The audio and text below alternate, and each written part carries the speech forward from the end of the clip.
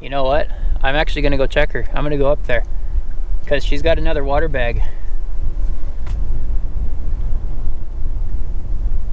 That's weird. I'm gonna go check on her. If you see something weird, just go check it out. Good afternoon, everybody. Let me tell you, we've had a busy day so far, and I gotta show you something really cool. I don't know if you can see it. Got a new handle. I can hold you farther away from me so you can't smell me. Got a friend here. He's dropping off a piece of machinery. Figured you guys would like to meet him.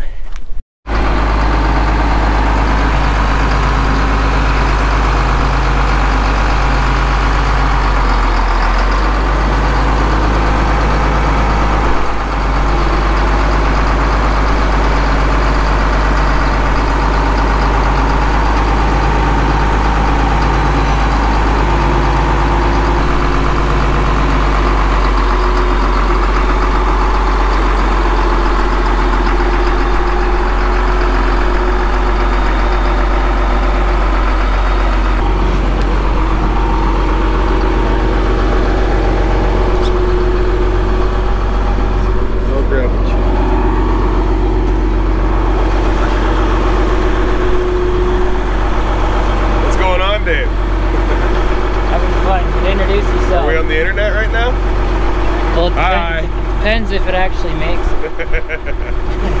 My name's Ty Wilson. I'm Dave's neighbor. Actually, we met because I bought a feed mill and he came and bought everything in it and then refurbished it all. So when I had this thing, there was only one group of guys to call. He's smart. He sells it to stuff like, he sells it to guys like us to fix it up. Guys who can do it all. Dad, not me. I just do what I'm told.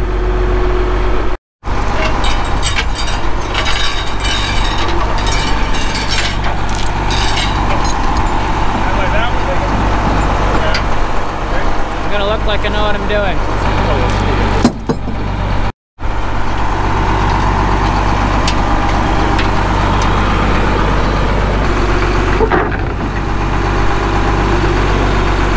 How about that, eh? Beautiful.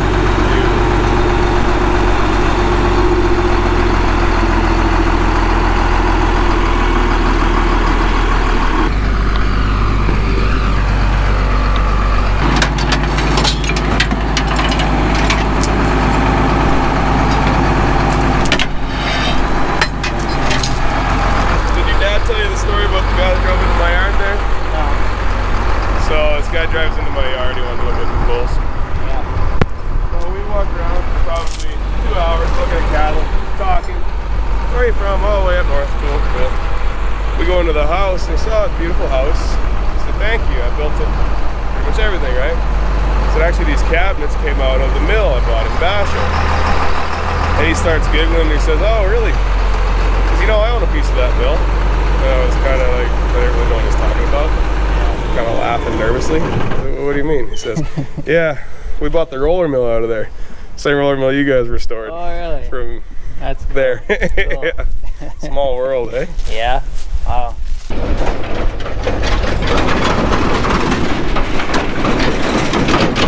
So our buddy Ty Wilson dropped this hammer mill off and we didn't buy it.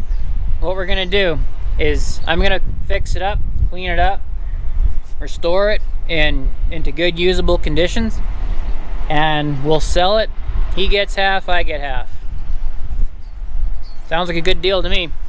All we have to do, as it looks like now, is clean the rust off, blast those bolts off with a blowtorch, which I really appreciate doing. I mean, I like the point where you know you're not going to take them off with an impact wrench, so you just cut them off. Don't even bother. But I'm going to be taking everything apart, cleaning everything up. Got to get this open somehow. It turns, which is nice.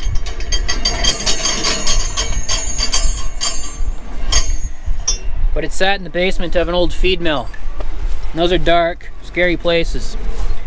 And so it rusted up really bad. But it works okay, so I'll have a pretty easy time restoring it. I mean, all in all, not that big of a job. I mean, everything's all there. Cut it apart, clean it up, paint it, put it back together. I like that kind of stuff.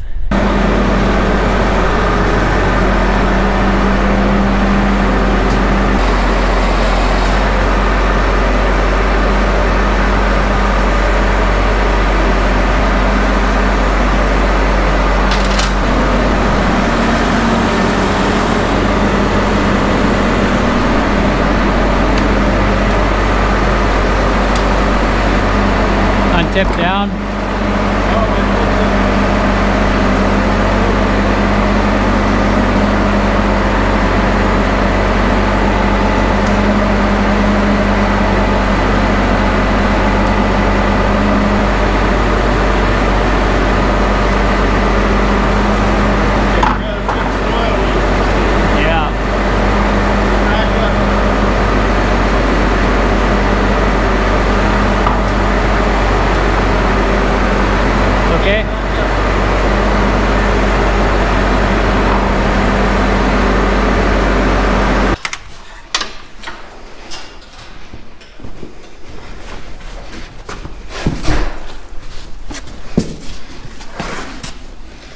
Alright.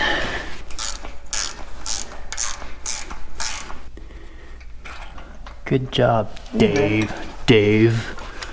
Tom. Tom. Holding it. So what we think happened to this thing is there's an O-ring in here, either in here or in here, but it looks like it's coming from here, that we have to take apart and replace, and then we can carry on with our job. Jeez, Dave. Come on, Dave.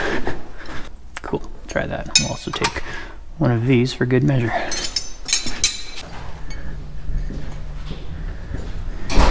It's an inch.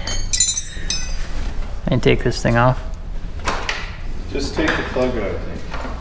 There might be a spring behind it. Is it loose? Yeah. Okay, it's probably blowing the O-ring.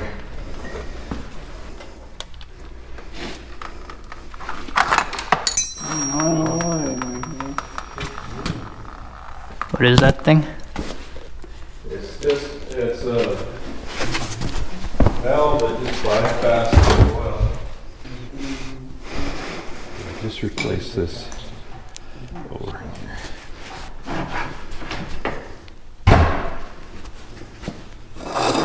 Where's the O-ring?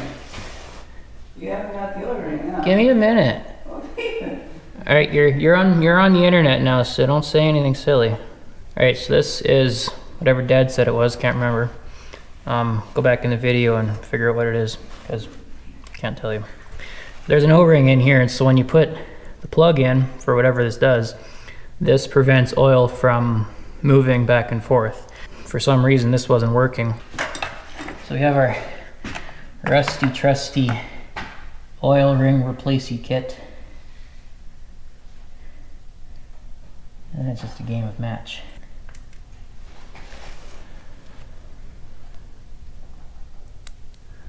There. That looks like it should work. Nice job, Dave. Dave.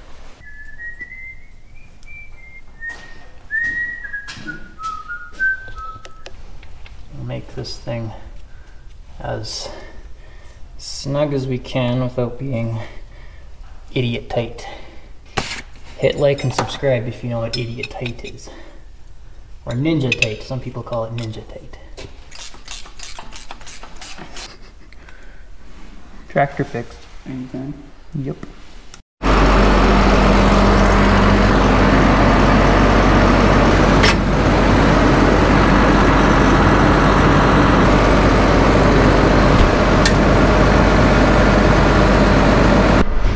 Hey, Ferrari.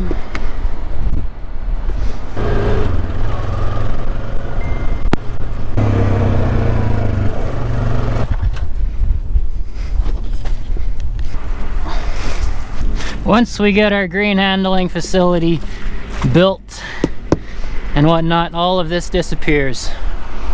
It's all in the building that is yet to be built.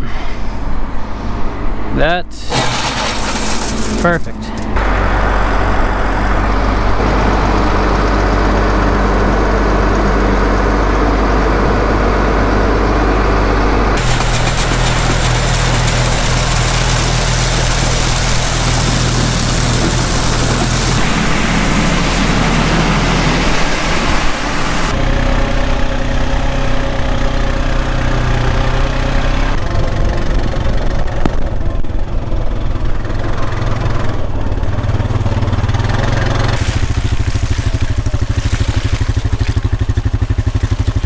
you hardcore Loose Ends Ranch video fans, you'll know where we are.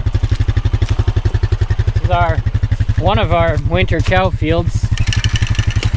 And we had a calf, just at dinner time.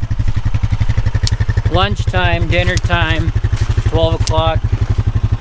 It's our American roots coming out. Don't hate us. Now, I know you're telling me, Dave, please stay on topic.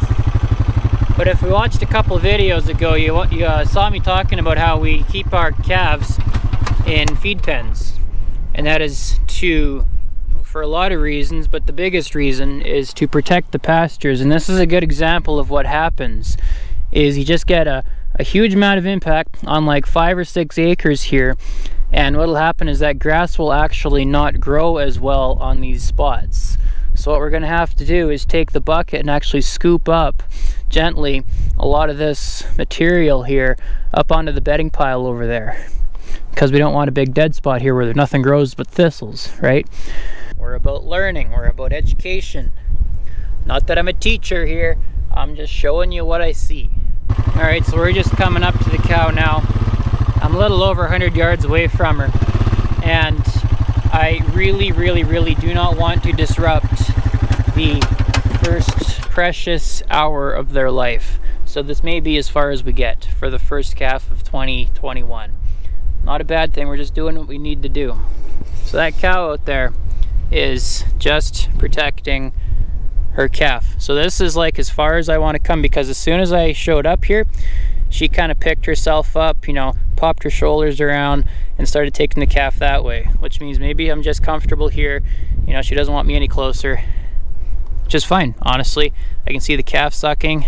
I don't think you guys can really see anything.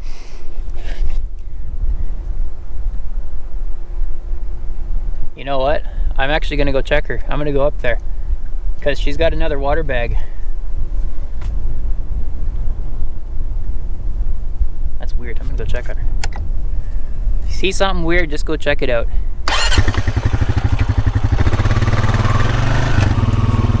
Hey, baby. Now, the reason why I came up here to check on him was because there's another water bag sticking out. Now, is that a twin? I don't know. I'll have to just keep an eye on her. She might be calving still. Which would be really cool, because that would be 2 years in a row we've had twins for the first calving of the year. The golden hour, and the golden hour for everything, is when the calf comes out. You have just such a short amount of time for that calf to get up and suck. For the cow to recognize the calf, for the calf to recognize the cow. Because if that's disrupted in any way, which sometimes it's for their own good, you got to disrupt it for some reason, but it's so hard to get that back. So yeah, I'm just gonna let her do her thing. I'm gonna check on her about 15 minutes and see what's going on. These things always freak me out. There's like 7,000 volts on that thing, and the handle's broke, and it's wet. But I'm going to actually text Dad and tell him that I suspect twins are on the way. That would be cool. Good YouTube content. There. I'll come out in about 15 minutes. I'm going to check that cow, see if she has twins. This is Dad. I don't think I've introduced him yet.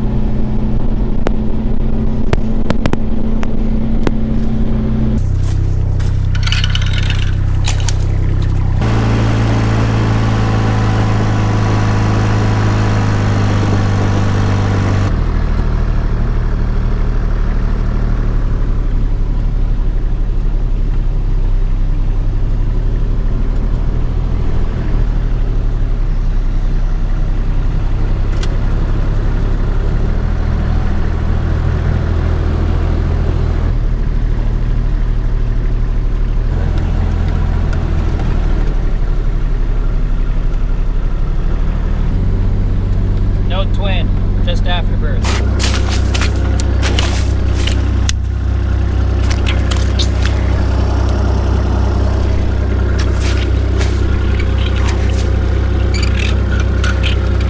Yeah. Feel it in your hand. Drop your camera.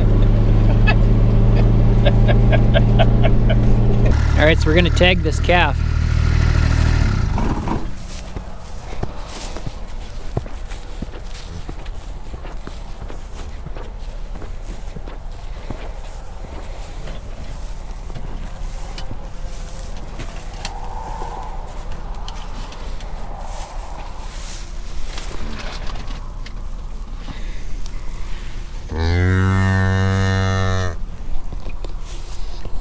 Got a little heifer.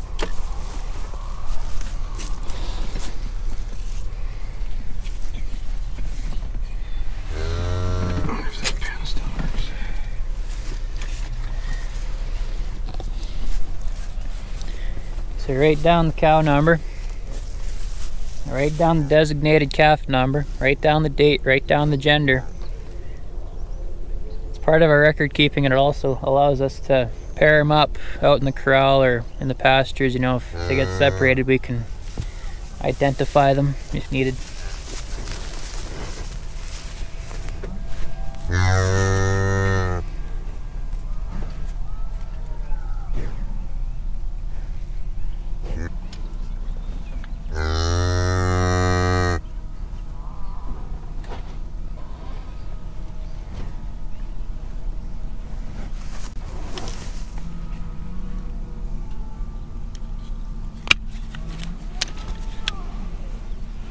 There you go.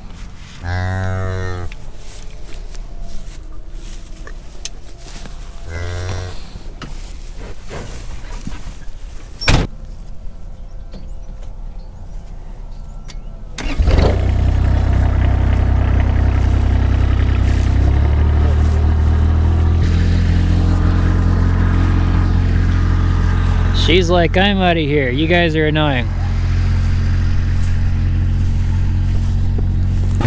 Alright everybody, the first day of calving season. I'm super excited. Please subscribe to the channel.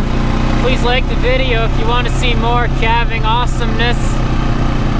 See you next time.